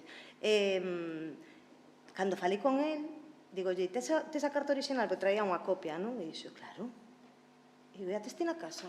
Sí. E digo, pero non a vas entregar a algún sitio, a algunha fundación? Eu, bueno, pensaba naquel momento na Luís Tilbe, pero non sei, algún proxecto. Pero, podo. Claro, e dixen, como que podes? Debes. Non é poder, é deber, non? Porque, claro, dicíalle, non sei que que sensibilidade, que compromiso ten a túa familia con esta cuestión, pero isto non pode quedar no esquecemento, isto non pode quedar, aparecer no medio dun libro ou dunha maleta nun fallado, dunha casa familiar. E claro, canto material estamos perdendo precisamente porque falta, repito, é algo que para nós é importante, como unha estrategia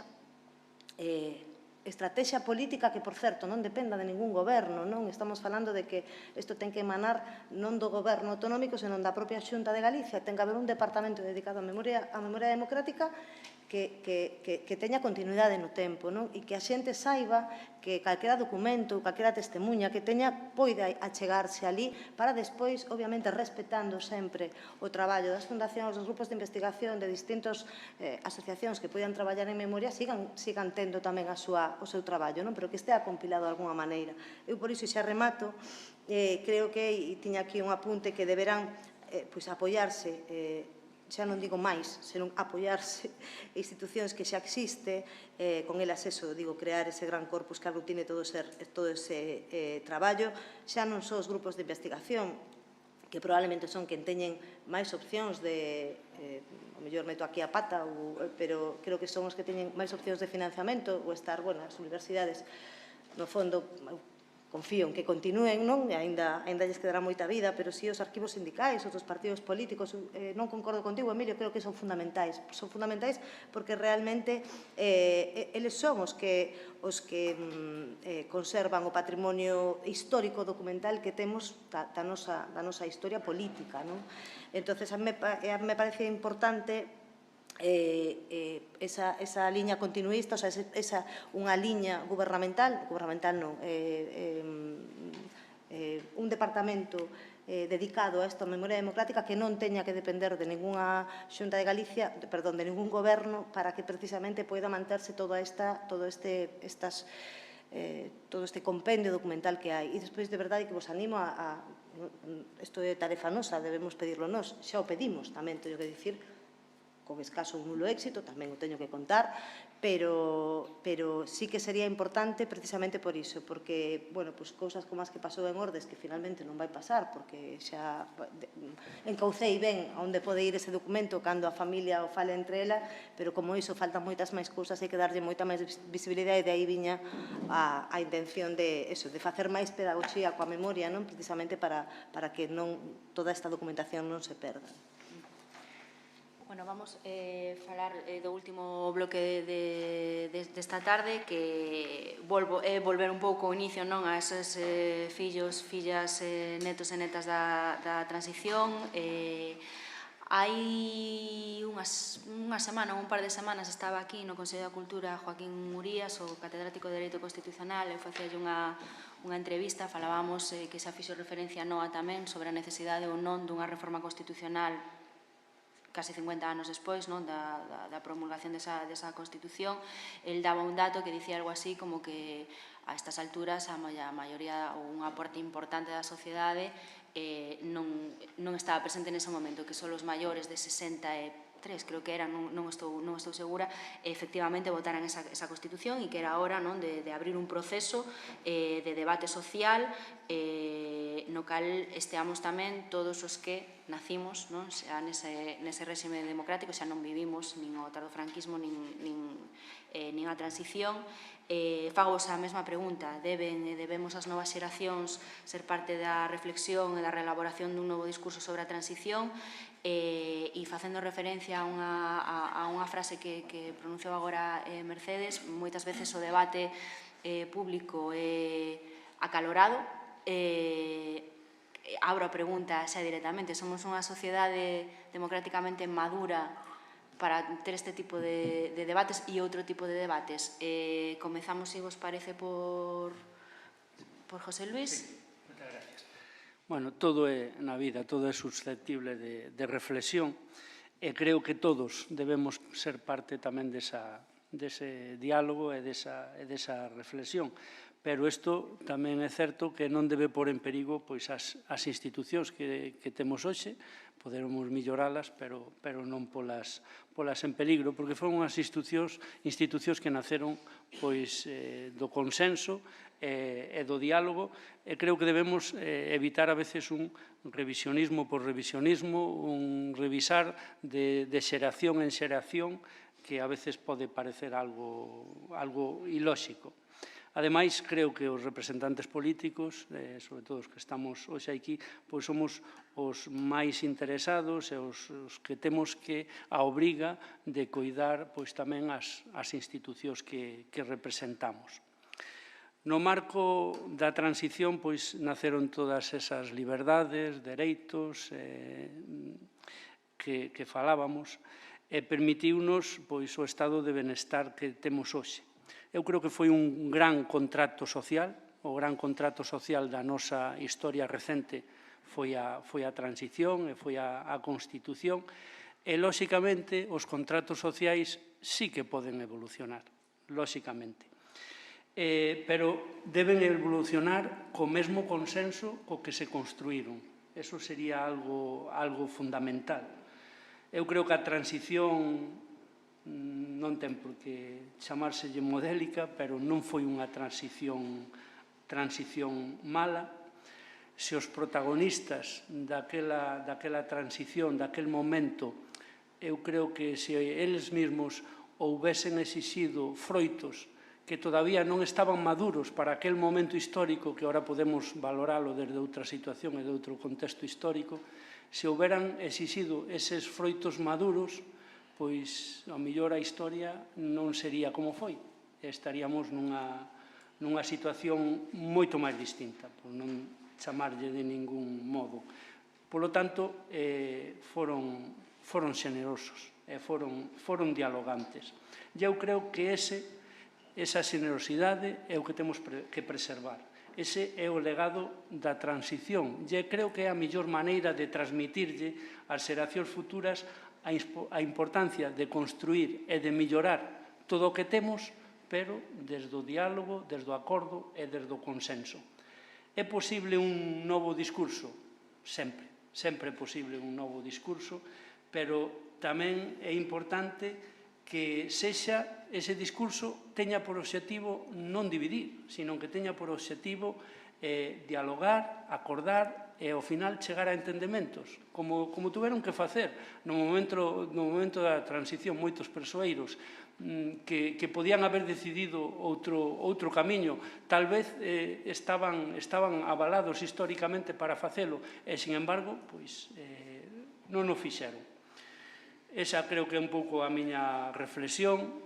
Remataría cunha cita dun filósofo, o filósofo Caio, que dice que con paz e armonía as cousas pequenas sempre tenden a mellorar e a medrar.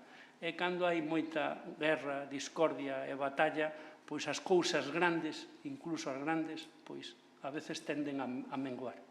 Moitas gracias. A ver, deben ser as novas xeracións parte da reflexión acerca dunha reforma constitucional? Sí. Bueno, eu tamén penso, esta é a miña opinión persoal, que o feito de todas formas de que tampouco votei esta Constitución, pero podo entender, podería sentirme reflexada perfectamente en calquera documento que fose firmado. Non é preciso, non creo que sexa preciso que cada xeración refrende calquera, neste caso, unha carta magna ou un noso propio estatuto, pero sí que é certo que os tempos mudaron moitísimo, que está unha Constitución cunha democracia incipiente, que moitos dos valores que aparecen ali, hai dereitos constitucionais que non imos mover, pero probablemente apareceron xa outros novos. Entón, sí, entendo que as novas xeracións non deben, senón teñen que formar parte da reflexión e discusión. Xa se as novas xeracións teñen que ser as que reelaboren un novo discurso sobre a transición, aí debe ser a primeira vez na vida, casi que coincidamos, Ferro e eu, que non vamos coincidir tampouco, pero bueno, aí teño as miñas dúbidas, non sei por que un novo discurso, nin sei por que as novas xeracións son as que teñen que elaborar un novo discurso, en base a que pode ser ou non, O sea, non entendo tampouco esa necesidade de ter que elaborar, imperiosa de ter que elaborar un novo discurso. A partir de máis coñecemento da reflexión, se existen novos discursos, serán os historiadores e historiadores que os relaboren, eses relatos, que despois as novas xeracións terán que interpretar a súa maneira, obviamente, eso non digo que non, pero non ou é que eu, non sei, que non comprendín ben a pregunta, entendo que non, porque eu tamén tampouco creo que ese revisionismo continuo, pareceme moi ben todo o revisionismo, o problema é que vivimos nos tempos nos que o revisionismo quizáis non sexa a mellor receita, non? E estamos vendo, como digo, con ese agromarda de forzas de ultradereita que creen que están agora mesmo revisando a nosa propia historia. Entonces, depende por onde veñan, e isto é horrible, porque todo máis antidemocrático que depende quen revise a historia, me sirve ou non me sirve, non? Xa o sei, pero é certo que, bueno, podemos entrar aquí nun perigo. No que sí que non concordo en absoluto ese medo que vemos moitas veces, moi a miúdo, que agora mesmo o compañeiro Ferro acaba de dicir da dereita, de claro, non vayamos buscar novos relatos porque non vai a ser que nos dividan, non? Eu creo que os relatos non dividen, a historia tampouco divide, non ten por qué, e creo que o mellor, o que nos está dividindo é precisamente non facer esa reflexión acerca do relato que temos construído, non? E é todo o contrario. Probablemente ninguén quere revisar ningún período da historia precisamente para dividirnos, será para todo o contrario, non? Para atopar espazos comuns, no que cada un estea no seu sitio, evidentemente, pero para atopar espazos comuns, non? Entón, aí sí que non estou de acordo. E nada máis, creo que non teño máis que dicir. Moi ben, pois pecha entón o turno de intervencións, Mercedes. Ben, eu en relación a algo que comentaba o compañeiro Ferro, non, de que democracia é aquela que xa está representada por ideoloxías democráticas, eu creo que neste momento non estamos respondendo a ese principio. Ademais, creo que se lle deu entrada a gobernos, institucións democráticas e parlamentos a algún partido que creo que, desde logo, principios democráticos moi xustos, non? Democracia non ten por que ser un axuste de contas permanentes, en absoluto. Precisamente o que se precisa é ese contraste, que antes decíamos, partindo sempre da objetividade documental, colocalo en mans de quen pode facer non esa foto fixa, senón esa secuencia e ese imaginario que vai moito máis alá dun momento ou dun nome propio, non? Por tanto, non se trata de axuste de contas, a evolución da democracia vai por outro camiño, nin tampouco se pode digamos, sintetizar nunha defensa da impunidade de calquera persoa, independentemente da representación política ou pública que tivese. Creo que falamos de outros términos e que temos que avanzar noutros termos. De feito, desde organismos internacionais xa se pon en cuestionamento tamén o cumprimento de estándares en relación precisamente aos dereitos humanos dentro do Estado español. Avanzar en valores democráticos eu creo que nunca nos pode poñer medo. Creo que temos que partir de que o diálogo e todos os consensos son posibles e partimos efectivamente de que non hai que impoñer xa unha foto fixa, ou non hai que poñer límite por onde temos que transitar. Aí apelo outra vez a honestidade e a propia lealdade que decía antes. E eu, cando vin esta pregunta, pensei, cando miramos un álbum familiar, que vemos? Eu creo que o que vemos é de onde vimos, aínda que non nos recoñezamos xa nesas fotos hoxe, pero polo menos sabemos de onde vimos. E sabemos cal foi esa transición que deu a nosa propia biografía familiar, E creo que é moi bon, insisto, aínda que non nos vexamos para nada representadas no que estamos vendo aí, pero sabemos de onde vimos. E creo que iso é moi importante para logo, efectivamente, tamén saber cara a onde queremos transitar e cara a onde non. Vémonos na evolución, na transición, e non nos vemos no inmobilismo, na foto fixa, porque en absoluto poden ninguén colocarnos nesas fotos que vemos do pasado. Por tanto, a sociedade mudou en 50 anos. Desde logo, a miña vida non ten nada que ver coas do meu pai, miña nai, nin, por suposto, coa dos meus avós, nin coa dos meus bisavós e bisavós que tiven a fortuna, ademais, de coñecer 5, non? Nada. Estou por decir que a vida das miñas fillas xa é moi diferente a que levo vivido eu, e ten que ser así. Entón, ninguna xeración nos imos recoñecer na foto fixa da anterior, non? Temos que ir reconstruindo a nosa en función do tempo no que temos que vivir, non? É como cando meu pai sempre día que nos meus tempos, non? E eu sempre digo, papá, os teus tempos son os de hoxe. Tes, evidentemente, moita vida, pero é que os teus tempos tamén son os de hoxe. Tes que ver nos tempos de hoxe, non? Creo que iso é necesario, non?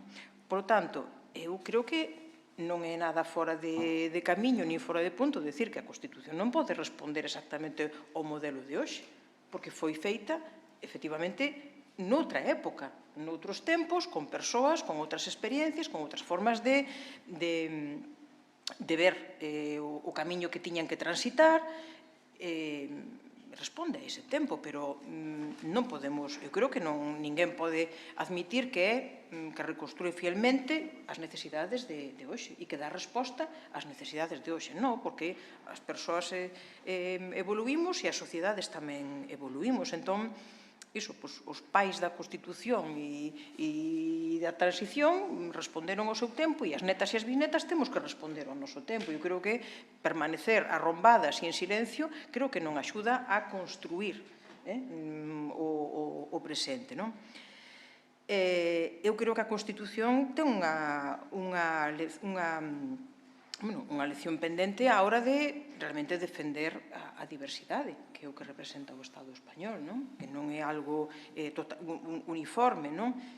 Que non pode seguir reforzando o centralismo tampouco. Eu creo que hai que poñer realmente o discurso coas claves dos tempos de hoxe, non? E afrontalos, o que dixen antes, con madurez. Que imos ter madurez? Eu creo que a temos que demostrar. Eu creo que se nos exixe ter madurez democrática, ter capacidade de diálogo, ter capacidade de consenso e de tolerancia. Eu creo que temos esa obriga de demostrar que xa temos esa madurez, porque senón quedamos moi mal, non? E, home, a Constitución, por moi sacrosanto que sexa, mudar xa se mudou. En tempo exprés, nun mes de agosto, sin sabelo ninguén. Logo non debe ser tan difícil. Se hai vontade política, pódese facer. Un poquito máis de diálogo, eso sí, vale? A ver se todos podemos achegar algunha idea e que non sexa só para beneficiar un sector, non? Que non entre solamente aí os sectores económicos como beneficiados, non? A ver se podemos un pouco ao conxunto da sociedade vernos beneficiadas tamén nesa mudanza, non? Entón, eu creo que temos sí que necesidade de poñernos a prova e de avanzar cara a unha democracia incluso moitísimo máis participativa. Creo que é un hándicap que temos pendente e que debemos de intentalo, non? Non podemos afrontar con medo ou pensar en avanzar sempre manténdonos nese medo ao pasado, non? Isto que comentaba Ferro, non? Pero que non sexa para, pero que temos que dar iso por feito. Vai ser para intentar actualizar o marco, porque é que a fotografía é outra. Entón o marco tamén ten que ser outro. E non ten por que ser para facer o mal. Eu creo que temos que afrontar ese camiño de verdade cara ao futuro con esa honestidade, non? E tamén demostrando esa madurez democrática. Moi ben, pois, se vos parece, abrimos unha quenda de preguntas e, bueno, abrimos o coloquio. Alice.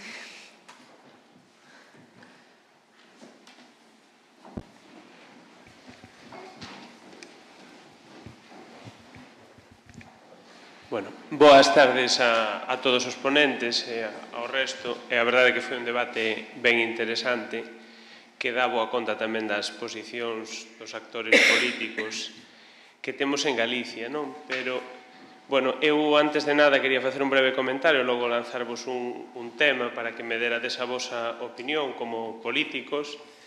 E é que aquí intentouse explicar a transición dende unha perspectiva de ser un capítulo aillado na historia de España, como unha continuidade. Cando se fala, por exemplo, de Manuel Fraga como un home que se despertou demócrata, era franquista o día anterior, claro, ese tipo de afirmacións enténdese dende a perspectiva de entender a transición como un capítulo hallado do resto da historia derradeira do franquismo.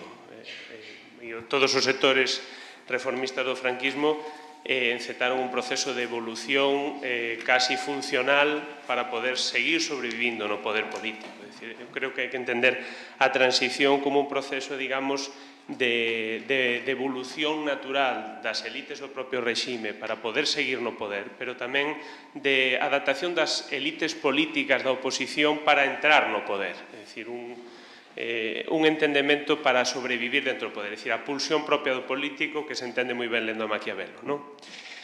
Pois moi nesa liña foi o debate de hoxe, un debate máis político que historiográfico propio da vosa condición, pero eu botei en falta algo fundamental, que é Galicia que pinta en todo isto. Falouse da Constitución, falouse da transición dende unha perspectiva do sistema político español, pero onde está Galicia? É dicir, o debate do protagonismo e do papel que tuvo Galicia na transición e entender a transición galega como un proceso político, onde está ese debate? É dicir, cando se falaba do coñecemento e estudo da transición no sistema educativo, coñécese a peculiaridade da transición en Galicia, como se desenvolveu, que actores tuveron protagonismo, que posición defendía a Alianza Popular naquel momento, quenes estaban defendendo a autonomía. A autonomía non foi un consenso. A autonomía foi, como decía Ceferino Díaz na súa obra Esforzada conquista polo autogoberno, foi unha loita,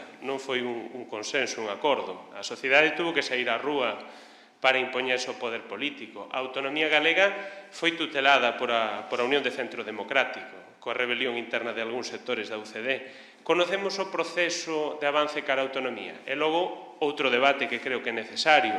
É dicir, o problema que temos é que no Parlamento de Galicia hai unha extensión ou debatense as mesmas cuestións que no Parlamento do Estado por extensión.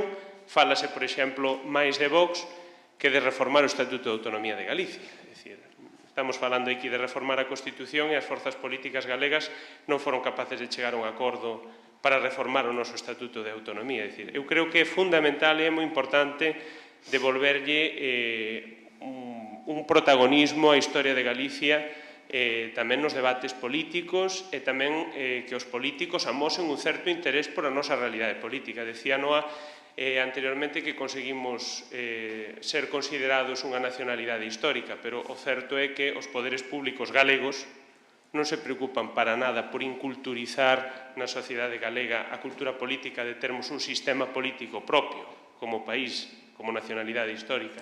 Entonces, non sei que opinades vos, credes que fai falta recuperar o protagonismo e incluso tamén recuperar a importancia que tería estudiar a historia de Galicia no sistema educativo, centrar un pouquiño máis o debate na nosa transición, no noso proceso cara ao autogoberno, ser autocríticos con ese proceso, non dalo por pechado, é dicir, seguir falando sobre o noso sistema político como unha realidade nacional que é. Moitas grazas. Contestou rápido que non... É un debate moi interesante, pero creo que non era o debate de hoxe. Quero dicir, é interesante e podemos calquera día, e o mellor non somos nós as persoas que podíamos estar nesta mesa. Bueno, non de primeira man, pero coñezo bastante ben como foi o proceso do Estatuto de Autonomía, cando menos dende a visión do meu partido, porque precisamente eu coordinei ese libro, non? A historia da transición en Galicia, antes o víamos con eses cartaces, non? Rica non, riquísima, porque eses cartaces dan mostra da actividade política, non só política, digo política reivindicativa, non? Que había naqueles momentos, previos tamén ao Estatuto, previos ao Estatuto. Pero creo que non era hoxe o tema, quero dicir, hoxe non estábamos aquí falando disto, pero sí pasamos por riba. Tamén podemos falar, a transición comeza supónse que comeza cando morre Franco, no 75, pero tamén podemos falar aquí do maio do 68, por exemplo, que a Universidade de Santiago, que é previo, xa o sei, pero a Universidade de Santiago tivo antes, aconteceu antes do propio maio do 68, non? Que se estaba celebrando en Francia. Entonces, quero dicir, podemos tratar moitísimas cuestións. Eu sou unha... e non quero dicir quen, ti estudiaches aquí en Santiago. A min, na carreira, tiven a historia, xornalismo, non sei se en primeiro ou en segundo tiven a asignatura de Historia de Galicia. E a Historia de Galicia era a Historia de Galicia contemporánea. Toda a Historia de Galicia, a transición pasaba e chegaba o estatuto, quero dicir a transición. O período da morte de Franco á Constitución, Galicia aí non existía. E quen estaba dando esta asignatura era un grandísimo historiador. Quero dicir, estamos falando hoxe aquí, e eu creo que hoxe, finalmente, este debate todo se... Bueno, eu, cando menos, eu sempre falei do goberno autonómico. Non digo que non me importa a memoria democrática de Cataluña ou da Comunidade Valenciana, tamén, pero estábamos falando sempre hoxe aquí, falando do goberno autonómico e poñendo de deberes a Xunta e demais, non? Porque entendo que tarefa de todos, falamos tamén da Constitución, agora falose da Constitución, podería terse falado perfectamente do Estatuto de Autonomía, que para o caso casi ven ser o mesmo, 81, 78, hai 3 anos de diferenza, non? Tamén debe ser probablemente non, debe ser tamén revisado ou actualizado. Pero, en definitiva, quero dicir, precisamente hoxe do que estábamos falando era desa necesidade de construir a través, por exemplo, dese proxecto e de moitos outros, o noso propio relato dende Galicia, pero tamén teño que dicir que, como digo, na propia facultade, os anos da transición en Galicia xa non estaban no centro, si o estatuto, e o estatuto sí, pero todo o que ten que ver dos anos 75 a anos 81, 80, desaparecera do temario. Algo ten que ver, algo tamén ten que dicir esa cuestión. Non sei se algún dos outros dos membros da mesa queren... Bueno, eu concordo contigo, non? De que a transición é un proceso evolutivo, non a podemos encuadrar históricamente. Seguramente a transición empeza antes incluso da morte de Franco, xa con moitos movimentos anteriores. Bueno, creo que é lei de vida de que os políticos se tuveran que adaptar, non? Pero iso non é malo, non? Evolucionar non é cuestión de deitarse sendo parte dun goberno dictador e levantarse sendo parte dun goberno democrático, pero a evolución é algo innato e inherente ao ser humano. A transición en España, lóxicamente, eu creo que foi un reflexo con certas peculiaridades propias de Galicia, pero foi un reflexo da transición española, que non está pechado o proceso, que temos que seguir evolucionando, que temos que seguir afondando nese proceso, por suposto, estou totalmente de acordo. Ben, bueno, a verdade é que é unha pena non ter outra vez empezar a mesa de cero para afrontar todas as propostas que ti faz, porque son realmente interesantes, pero seguro que xa deixamos aquí a proposta en riba da mesa ao Consello da Cultura Galega e a Comisión Organizadora, que a próxima entramos por aí. Ben, eu creo que, efectivamente, se hai descoñecemento en todo o que é vinculado coa transición ou con todo a respecto da Constitución, desde logo, do Estatuto de Autonomía, entón, eso sí que xa, onde está iso, non? E de que vai? Directamente fora do mapa, e eu creo que é un síntoma, precisamente, da irrelevancia na que está sometido o propio funcionamento e a dinámica e os obxectivos e o camiño da propia comunidade autónoma, non? Eso está aí, parece que estás aí un pouco como un florero que faz algunhas cousas e chámaselle autogoberno e date por satisfeita porque é aí a onde podes aspirar, non? Entón, eu creo que sempre houve esa visión totalmente subsidiaria e subalterna, non? É dicir, aquí importante é a Sacrosanta Constitución e logo hai un estatutiño aí que che di que podes facer unhas cousas, non?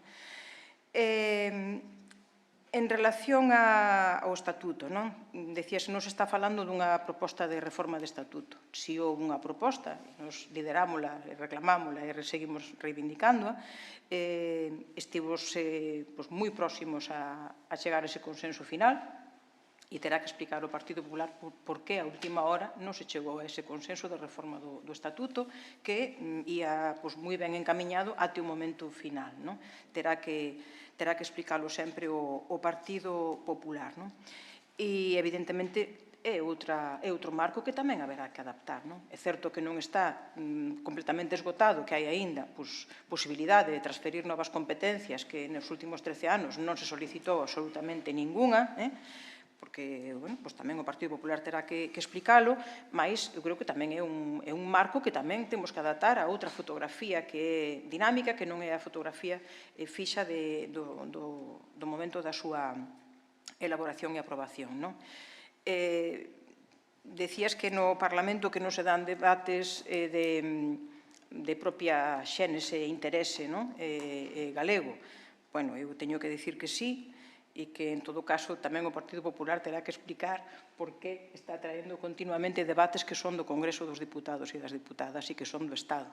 Desde logo, as nosas propostas nunca en absoluto camiñan por aí, porque os nosos intereses e as nosas creo que a responsabilidade está cos temas propiamente galegos e de como conseguir un futuro moitísimo mellor.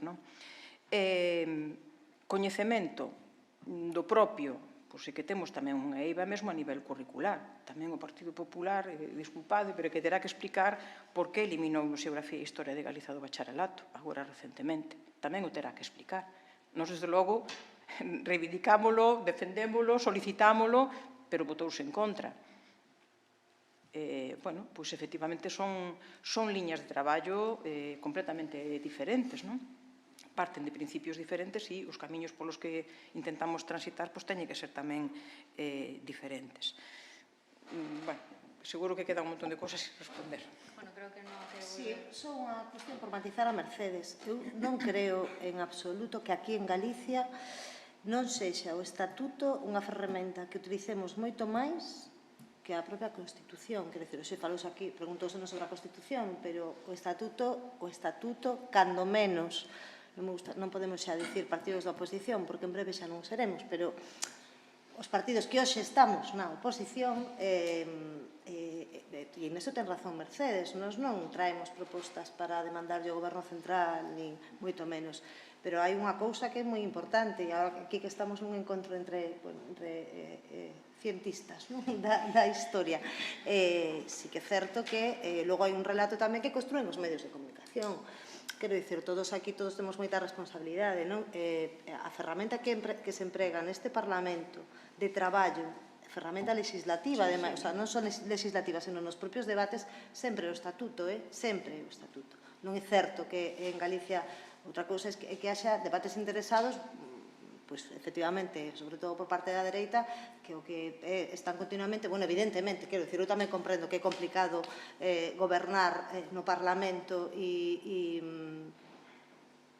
desenvolver a actividade legislativa, falo pensando no Partido Popular, non? A actividade legislativa sin ter que apuntar arriba, non? Estamos sempre dicindo que non teñen proxecto, non hai estrategia ni nada, pois obviamente se non teñen estrategia, pouca actividade poden ter no Parlamento. Pero eu quero que quede eso claro, que non é que nós temos moi presente, e no Parlamento Galego está moi presente sempre o Estatuto Galego, que por suposto tamén concordo, a reforma que decir hai que actualizar, evidentemente, como falábamos antes da Constitución, precisamente ademais porque a Constitución consagra todos os dereitos que a nós, como cidadanía galega, como pobo galego, non digo que non sexan, están xa como case como aprehendidos, non? Con H. O Estatuto non. O Estatuto marca, delimita exactamente ámbitos de actuación, non? É algo que nos interesa moito máis que dereitos fundamentais recoñecidos ou outras cuestións que están recoñecidas nesa Constitución, non? Pero, bueno, fiando con iso, sí que é certo que antes non o dixen, pero sí, o Estatuto de Galicia debe ser tamén actualizado, non? E algo que, ademais, no PSDG defendemos.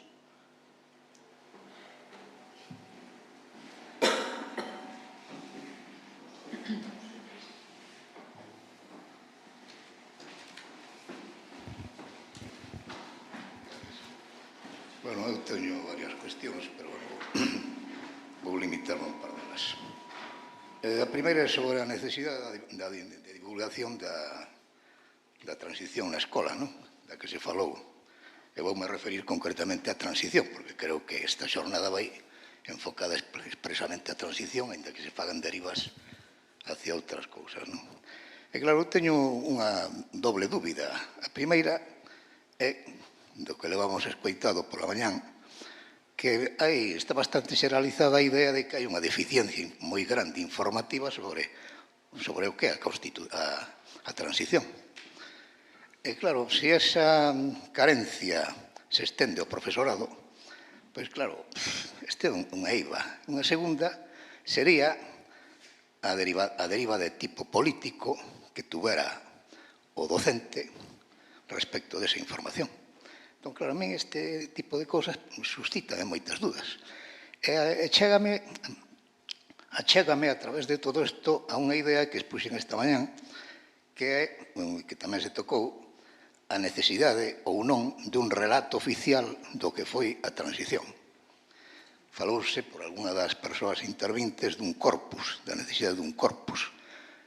Eu penso que establecer un corpus, digamos, teórico, pois é tremendamente difícil. Pero, claro, sería de alguma maneira a posibilidade de que concerta, sabendo todos os límites que ten a objetividade e objetividade por parte dos docentes, porque claro, son persoas que teñen corazón e sentimentos, para expresar unha idea obxectiva, o máis obxectiva posible do que foi a transición.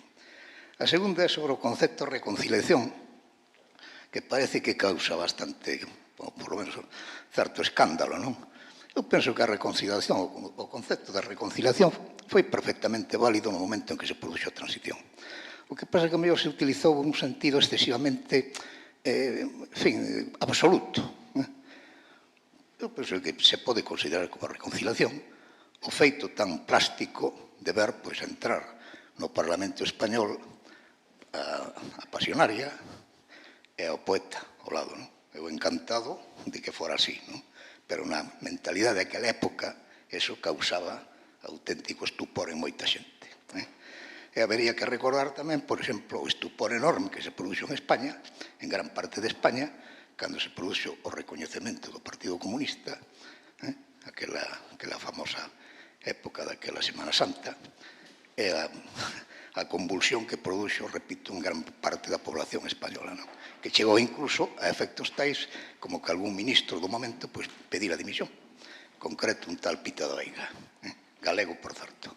Entón, penso, repito, que houve reconciliación. A pesar, en fin, a mí non me asusta o concepto. É unha mínima referencia ao tema da reforma constitucional. A reforma constitucional é unha cousa moi seria. Non se pode abordar, como se está intentando facer desde algúns puntos, con as chamadas mutacións constitucionais. Esa é unha fórmula que se utiliza na teoría política que ven sendo unha maneira torticeira de introducir modificacións pola porta de atrás na Constitución. Reformar a Constitución é unha cousa moi seria. Para chegar a reformar realmente a Constitución española, habería que producir o que se chama un proceso constituinte. É dicir, empezar de cero e facer unha Constitución nova. Eso ten moitos riscos. E sobre todo, neste momento, ten un problema fundamental de tipo práctico. A Constitución actual está feita de tal maneira que reformala é tremendamente difícil. Ten unhas cláusulas de peche, o sea, unhas maiorías hipercualificadas para modificala que fana prácticamente imposible. E, ademais, coa situación política vixente, pois a mí, francamente, pareceme inabordable esa reforma. Eu son dos primeiros que creo que hai que modificar moito, moitos dos capítulos, dos artículos da Constitución. Hai cousas que están absolutamente obsoletas, pero modificalo é un tema moi delicado e non se pode utilizar ni tampouco falar del modo trivial, nada máis. ¿Ten alguna contraargumento? Ningún? Queda aí esa reflexión. Bueno, non sei se temos tempo para unha última pregunta, se alguén ten algunha outra cuestión ou damos xa por pechada a xornada. Bueno, non se anima ninguén. Pois nada, moitísimas grazas os tres, un interesantísimo debate. Bueno, queda sobre a mesa esa segunda parte da xornada. Moitas gracias a todas e a todos. Gracias a vos.